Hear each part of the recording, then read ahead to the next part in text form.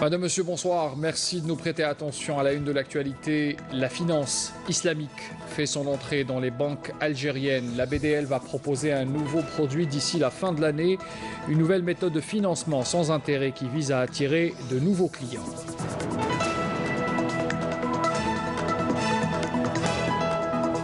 Le savoir-faire américain au profit des petites et moyennes entreprises algériennes, c'est l'objet d'une rencontre entre le ministre du Travail, de l'Emploi et de la Sécurité sociale et une délégation d'hommes d'affaires américains. Un conseil d'affaires sera mis en place. À suivre également le PET scan, un procédé servant à détecter une tumeur cancéreuse et les métastases. C'est un procédé qui a été introduit récemment en Algérie. Une rencontre à Tizi Ouzou a eu lieu pour mieux comprendre comment utiliser cette nouvelle technique médicale. Et puis dans l'actualité aussi, cet hommage et cette honorification pour Aït Mengelet, le chantre de la chanson Amazir. Il a reçu des mains du ministre de la Culture Asdin Mihoubi le titre et le prix honoris causa pour son œuvre et son parcours. Bienvenue à tous. Dans l'actualité d'abord, ce message du président de la République, Abdelaziz Bouteflika, adressé à son homologue allemand Frank-Walter Steinmeier à l'occasion de la célébration de la fête nationale de son pays, dans lequel le président Bouteflika réitère sa volonté d'intensifier les relations d'amitié et de coopération qui lient l'Algérie à l'Allemagne. Un autre message à destination de l'Allemagne, également, toujours à l'occasion de cette fête nationale, adressé par le président de la République, cette fois à la chancelière allemande Angela Merkel. Le président de la République lui réaffirme qu'il attendait avec plaisir et fort intérêt la concrétisation de sa visite en Algérie pour impulser davantage la coopération bilatérale qui lie les deux pays. Le président du Venezuela, Nicolás Maduro Moros, a effectué ce mardi une escale technique à Alger. Le président vénézuélien qui a été accueilli à son arrivée à l'aéroport international Oued Boumediene par le président du Conseil de la Nation, Abdelkader Ben Salah, et des membres du gouvernement. Maduro, il faut le rappeler, effectue une tournée à l'étranger durant laquelle il se rendra en Russie, en Biélorussie et en Turquie également.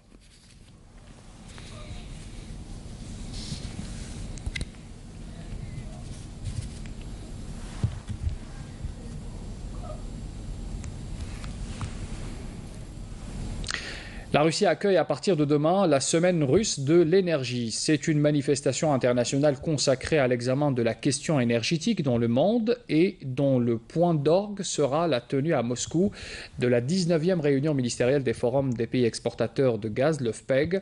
Le ministre de l'énergie, Mustafa Guitouni, prendra part aux travaux de la commission ministérielle du FPEG aux côtés de ses homologues membres de ce forum. Et puis on arrive justement à cette coopération algéro-américaine, le savoir-faire américain au profit des petites et moyennes entreprises, algériennes bien sûr. C'est l'objet de cette rencontre aujourd'hui entre le ministre du Travail, de l'Emploi et de la Sécurité sociale, Mourad Zebali, et une délégation d'hommes d'affaires américains. Cette rencontre qui a été donc concrétisée par la mise en place d'un groupe de travail qui regroupera désormais les cadres du ministère du Travail avec les représentants du Conseil d'affaires algéro-américain. Donc c'est une décision qui a été prise aujourd'hui. Les deux parties ont convenu, je rappelle, de maximiser les échanges pour faire bénéficier les jeunes Algériens promoteurs de start-up, en particulier de l'expérience américaine dans ce domaine. Je vous propose d'ailleurs d'écouter la déclaration de Mourad Zebali, ministre du Travail. C'est l'occasion pour la délégation américaine de s'enquérir des politiques et des mesures prises dans le domaine du travail, de l'emploi et de la sécurité sociale. Et nous profitons de la présence de la délégation américaine pour leur demander de bien vouloir accompagner ces petites entreprises qui viennent de voir le jour, telles les start-up, et les aider à se développer et créer un partenariat entre les conseils d'affaires algéro-américains dans le domaine des PMI. Et puis le domaine médical également n'est pas en reste. L'Algérie et les États-Unis conviennent également ce mardi de la mise en place en Algérie d'un cluster dédié aux biotechnologies à usage de la santé humaine. C'est une décision qui a été prise à l'issue d'une audience accordée par le ministre de la Santé, Mokhtar Hasbellaoui, à une délégation de l'Association des producteurs pharmaceutiques américains, les Pharma. Cette association qui fait partie donc de ce conseil d'affaires algéro-américain qui est actif depuis hier en Algérie. Un chiffre à présent, 35 millions de quintaux de céréales produits cette saison en Algérie. C'est un taux qui a été jugé appréciable. Lors d'une rencontre avec les directeurs régionaux de l'OAIC, le ministre de l'Agriculture a mis en relief les efforts déployés par les pouvoirs publics pour développer cette filière agricole. On voit cela en détail avec Nahla Lorbi. En dépit des conditions climatiques difficiles et des inquiétudes suscitées par une pluviométrie capricieuse tout au long de l'année, la campagne moisson-battage s'est quand même soldée par une légère augmentation de la production. Le ministre de l'Agriculture a dans ce sillage rappelé la nécessité d'accompagner les agriculteurs et de mettre en avant les efforts déployés par les pouvoirs publics en vue de booster cette filière capitale.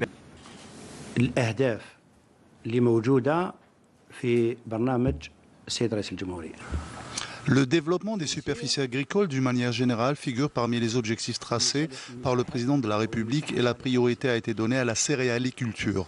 Pour ce faire, le gouvernement a déployé tous les moyens financiers et matériels, et cela à tous les niveaux. Et je considère que les 35 millions de quintaux produits durant cette saison constituent un taux appréciable.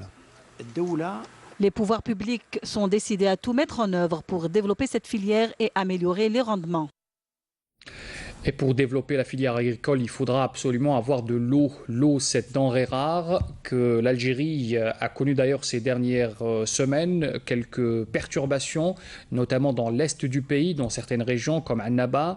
C'est une crise qui a fait que les pouvoirs publics aujourd'hui ont dû prendre de nouvelles mesures pour parer à ces défaillances. On voit cela en détail dans ce reportage signé Hasna Zoubiri. L'Algérie a clos la liste des 30 premiers pays qui auront à affronter de graves pénuries en eau d'ici 2040, selon le rapport établi par le World Resources Institute publié en 2015. Pas plus loin que cet été, plusieurs wilayas de l'intérieur du pays ont souffert de perturbations dans l'alimentation en eau potable, notamment à l'est du pays. Les raisons sont connues, donc il y a un manque de précipitations. Donc il y a un soutirage très important sur les eaux souterraines, ce qui a fait que le débit des forages ont sensiblement diminué dans cette zone-là. Et bien sûr, à cela s'ajoutent tous les problèmes liés au piquage illicite et à la vétusté aussi par endroits de certaines infrastructures. Devant cette situation qui est devenue insoutenable, un plan d'urgence a été élaboré par le ministère des Ressources en eau. L'accès à l'eau est un droit, il est donc nécessaire de mettre à la disposition de la population de l'eau potable.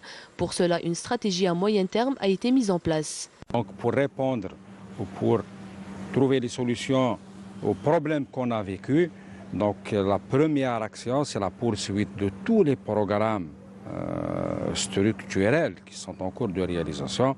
À l'exemple des projets qui vont alimenter Borj Bouarerij, qui vont alimenter Oum Bouagui, qui vont alimenter Stef, à partir des grands transferts.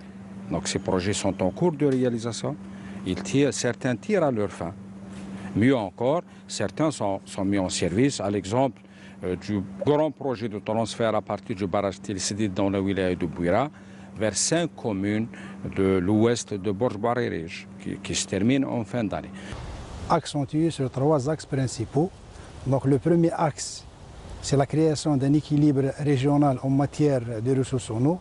Donc à travers un grand programme de transfert d'eau des zones où il y a une grande pluviométrie vers les zones pauvres en pluviométrie. Donc on peut citer deux exemples principaux. Donc le système de Bni Haroun qui va couvrir 6 wilayas en matière d'alimentation en eau potable et en matière d'irrigation. Il y a aussi le grand transfert des hautes plaines sétifiennes qui va toucher la wilaya de Sétif et la wilaya de Borj Bouarerij qui sont pauvres en matière de pluviométrie. Et l'eau vient de Bdjaya et Djidjel, la zone la plus arrosée en Algérie. Et un deuxième axe aussi très important, c'est l'axe de la régularisation saisonnière à travers la réalisation de réservoirs. Donc c'est pour le captage d'eau, c'est les barrages et les petits barrages et les retenues collinaires. Et le troisième axe, c'est l'axe de mobilisation des ressources non conventionnelles, c'est le dessalement et la réutilisation des eaux usées épurées qui vient en compensation de déficits hydriques enregistrés par le manque de pluviométrie en Algérie. L'autre moyen efficace pour consolider la sécurité hydrique en Algérie est la réalisation de nouvelles stations de dessalement d'eau de mer. Les changements climatiques sont là, les données sont là. On n'est pas à l'abri d'autres changements climatiques ou de l'aggravation de la situation en matière de changement climatique. C'est pourquoi le recours à l'eau dessalée est d'actualité. Et pour valoriser ces efforts, la préservation de cette ressource par les différents usagers, citoyens, agriculteurs et industriels est indispensable. Le Premier ministre Ahmadou Yahya l'avait affirmé devant le Parlement il y a quelques semaines. La finance islamique fera bientôt son entrée dans les banques algériennes. La BDL va d'abord proposer ce nouveau produit d'ici la fin de l'année. Une nouvelle méthode de financement sans intérêt qui vise à attirer de nouveaux clients, mais surtout de drainer les liquidités qui circulent hors des circuits bancaires officiels. Les détails avec Abdelhalim Aïcha. La finance islamique ou la finance alternative est une activité en accord avec les principes de la charia qui se distingue de la finance classique par l'absence d'usure dans les transactions financières. Cette méthode nous arrange car nous avons des rapports financiers sans intérêt usurier. Je suis un travailleur et quand j'ai vu qu'il y avait des intérêts usuriers, j'ai refusé. Avec ce type de finance, il n'y a pas d'intérêt et ça nous arrange. L'opération de préparation à la finance islamique, initiée par la Banque de développement local, a pour principal objectif d'attirer plus de nouveaux opérateurs et clients et de drainer ainsi le plus de liquidités possible qui circulent hors des circuits bancaires officiels. Les produits islamiques obéissent à des lois qui sont la vente, la location et la procuration. Le premier principe dans ces opérations, c'est que la banque achète et vend avec un prix d'achat connu et un prix de vente connu. L'opération d'ouverture à la finance islamique au niveau de la BDL a été précédée par une formation de la ressource humaine, le développement du système d'information et la diversification des produits bancaires. Il y a une comptabilité séparée des opérations bancaires traditionnelles et c'est essentiel dans ce nouveau produit bancaire. Le début de l'opération proposant la finance islamique au niveau de la BDL se fera d'ici la fin de l'année et devrait concerner d'autres banques publiques l'année prochaine. L'opérateur de téléphonie fixe Algérie Télécom signe aujourd'hui à Oran avec l'opérateur chinois Huawei un contrat de partenariat pour le développement du réseau en fibre optique. C'est un accord qui vise à moderniser la desserte télécom dans cette région ouest du pays. Amel Messaïta. La modernisation de l'équipement de connexion Internet passe d'une simple paire de cuivre à des réseaux câblés de fibre optique. Le contrat de partenariat permettra le déploiement d'un réseau de très haut débit sur une durée d'une année qui permettra d'offrir ce service à plus d'1 million de clients. Le débit actuellement, هذا حيولي الزبون عنده مجال من كما عنده دوك من 2 8 ميجا 20 ميجا واكtuellement مع الافتتاح حيقدر يوصل le citoyen حتى 100 ميجا. Afin d'assurer la maintenance et le suivi du projet, des cycles de formation ont été dispensés aux employés d'Algérie Télécom. Algérie Télécom et Huawei sont mis en service déjà 3 centres de formation. On a déjà formé plus que 1700 ingénieurs et techniciens locaux. Et quand même, transfert de savoir sera notre première priorité. معالي الوزيرة أكدت وتحث أنه à chaque fois pour former et essayer de faire le transfert de cette formation-là. Parce que à terme on doit se prendre en main. يعني لازم احنا نكونوا قادرين على تسيير هذا الريزو qui sera un réseau très très important. Ce sont les PME spécialisées dans l'installation des réseaux téléphoniques qui assureront l'installation de la fibre optique. À travers le centre de formation Huawei en coopération avec Algérie Télécom lancé aujourd'hui, cette dernière compte consolider cette action d'accompagnement des jeunes entrepreneurs ainsi que la politique nationale de l'emploi. On parle santé à présent avec ce procédé servant à détecter une tumeur cancéreuse et les métastases ainsi que surveiller leur évolution, le PET scan. Il a été introduit récemment en Algérie avec cette rencontre à Tizi Ouzou qui a eu lieu pour mieux comprendre comment utiliser cette nouvelle technique médicale avec les experts et les médecins présents à cette rencontre. Yasmine Chouécha. Cette rencontre est la première du genre. Elle a lieu à l'hôpital Chouhada Hamoudi dans la wilaya de Tizi Ouzou. Elle réunit des radiologues et des oncologues afin de diffuser et généraliser l'utilisation du PET scan. Le PET scan, comme c'est une modalité récente en Algérie, c'est pour un peu mieux informer. Et on a ramené des gens qui ont une expérience, c'est pour informer de l'expérience et de la plus-value qu'apporte cet examen dans la prise en charge efficace, aussi bien diagnostique que thérapeutique des lymphomes. Cette rencontre, qui réunit des spécialistes venus des deux côtés de la rive méditerranéenne, a pour objectif commun l'échange d'expériences, afin de maîtriser ces techniques modernes nouvellement utilisées en Algérie. Le PET scan va permettre d'évaluer la réponse au traitement. Donc, avant le traitement, c'est l'extension de la maladie pour décider le traitement. Et après le traitement, c'est l'évaluation de la réponse. Les patients qui répondent bien, on ne fait plus autre chose. Les patients qui ont des difficultés à répondre, qui sont réfractaires, on pourra intensifier, mais on pourra bien les choisir. Mais ça commence. Je pense que la Tunisie est dans une situation assez proche de l'Algérie, avec une technique qui commence. C'est que les médecins commencent à apprendre. Et donc on espère que ça sera de plus en plus le cas pour le bénéfice des patients. Oui. Pour rappel, la technique PET scan n'a été introduite en Algérie que depuis près d'1 an et demi. Et l'hôpital Chouhada Mahmoudi reste le seul sur tout le territoire national à être équipé de cette technique moderne de tomographie. Un mot sur les élections locales du 23 novembre. Après la première révision exceptionnelle des listes électorales du mois d'août dernier, c'est une autre révision qui a commencé depuis hier. Celle-ci est annuelle. C'est un exemple ce soir dans la ville d'Adrar, au sud-ouest du pays. Les jeunes qui vont atteindre 18 ans le 23 novembre prochain sont concernés, bien sûr, ainsi que les personnes ayant changé de lieu de résidence. Reportage à Rami Ahmed, le commentaire est signé Abdelmajid Makassi. Il ne veut point rater son droit de vote aux prochaines élections. C'est de Fares Moulay Mohamed qu'il s'agit. Nous l'avons rencontré dans le bureau des élections de la ville d'Adrar. Il aura 18 ans dans quelques jours, soit le droit légal pour participer à un scrutin. J'aurai 18 ans le 17 octobre prochain. Pour cela, je suis venu m'inscrire sur la liste électorale dans le cadre de la révision régulière des listes pour exercer mes droits en tant que citoyen algérien. C'est dans le cadre de la révision annuelle des listes électorales qui s'étalera du 1er au 31 octobre, et ce, dans le cadre de la loi organique 10-2016 que nous avons commencé l'opération depuis hier.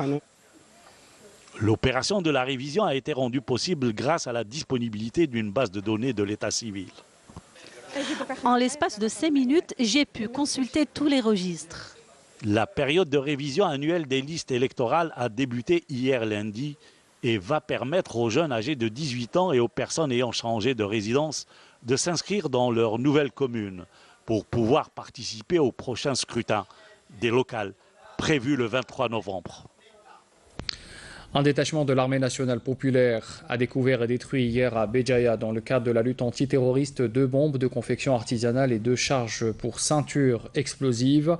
C'est ce qu'indique ce mardi un communiqué du ministère de la Défense nationale. On apprend par ailleurs que des éléments de l'armée et de la gendarmerie nationale ont arrêté à Bourj Beji Mokhtar, Bachar, Biskra et Tlemcen un narcotrafiquant et 20 contrebandiers.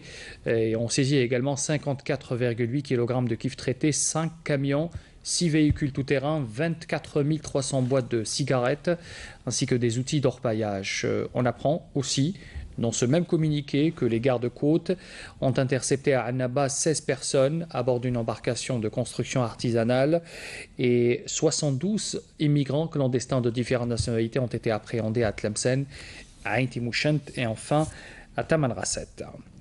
À l'étranger, cet appel des représentants de plusieurs États membres de l'ONU et des organisations régionales de l'Amérique latine et des Caraïbes qui ont réaffirmé à New York le droit du peuple sahraoui à son autodétermination. Ils appellent l'ONU à accélérer le processus de décolonisation du Sahara occidental. Par exemple, le représentant de la Namibie, la représentante de Belize, du Salvador, qui a d'ailleurs pris la parole au nom de la communauté des États d'Amérique latine et des Caraïbes, le CELAC. Ce dernier avait affirmé qu'il était impossible de passer sous silence les 17 territoires en restant à ce jour non autonomes. Ils sont la preuve, selon lui, que le travail de l'ONU sur le plan de la décolonisation n'est pas encore achevé. Puis notez également la position de l'Uruguay, de son côté, qui s'est exprimé au nom de l'Union des Nations de l'Amérique du Sud, l'UNASUR, cette organisation qui a rappelé que la question de la décolonisation constitue une priorité pour les États membres de l'UNASUR, qui considère d'ailleurs que le colonialisme viole les principes fondamentaux de la Charte des Nations Unies. Et puis enfin, notez aussi la réaction du Venezuela qui a de son côté invité la communauté internationale à agir d'urgence pour résoudre la situation de ces 17 territoires non autonomes qui figurent encore sur la liste des Nations Unies, parmi eux, bien sûr, le Sahara occidental, dernière colonie d'Afrique. Toujours à l'étranger, l'envoyé spécial de l'ONU pour le Proche-Orient, Nikolai Mladenov, s'est félicité de la réconciliation interpalestinienne, saluant le rapprochement entre les deux principaux mouvements, le Fatah et le Hamas, qui s'est traduit par la visite du Premier ministre Rami Hamdallah à Gaza, où il avait d'ailleurs entamé hier sa visite, et aujourd'hui même avec le gouvernement d'entente nationale, cette visite qui est censée concrétiser la réconciliation entre les factions palestiniennes, doit d'ailleurs préparer le terrain à un transfert progressif de responsabilités au moins civiles au mouvement Hamas, l'autorité palestinienne dirigée par le président Mahmoud Abbas. Les Américains qui cherchent toujours à comprendre pourquoi un mystérieux retraité équipé de multiples fusils d'assaut a mitraillé les milliers de spectateurs d'un concert en plein air à Las Vegas, c'était dimanche soir. Les autorités ont rejeté une revendication de l'organisation État islamique. C'est un acte qui est néanmoins terroriste, il faut le dire, dans sa définition, et qui a d'ailleurs provoqué un bilan très lourd, passant à 59 morts et 527 blessés, perchés dans les étages, il faut le rappeler, élevés d'un hôtel surplombant le concert. Le tireur était un Américain blanc de 64 ans, Stephen Craig Paddock, riche comptable à la retraite, habitué des casinos. Il s'est suicidé avant que les policiers ne l'atteignent. Et puis dans ce journal, cet hommage en Algérie, cet hommage rendu par le ministre de la Culture, Azdi Mihoubi, qui s'est déplacé aujourd'hui à Tizi Ouzou pour remettre le prix honoris causa à Lounis Aït Mengelet. Lounis Aït Mengelet, ce chantre de la musique amazigh, qui a donc été honoré aujourd'hui pour son parcours artistique et son patrimoine musical inestimable pour l'Algérie. Voilà donc pour l'essentiel de l'actualité. Un rappel des titres avant de vous quitter. La finance islamique fait son entrée dans les banques algériennes. La BDL va proposer un nouveau produit d'ici la fin de l'année. Une nouvelle méthode de financement sans intérêt qui vise à attirer de nouveaux clients. Nous avons vu l'exemple de la BDL ce soir. Le savoir-faire américain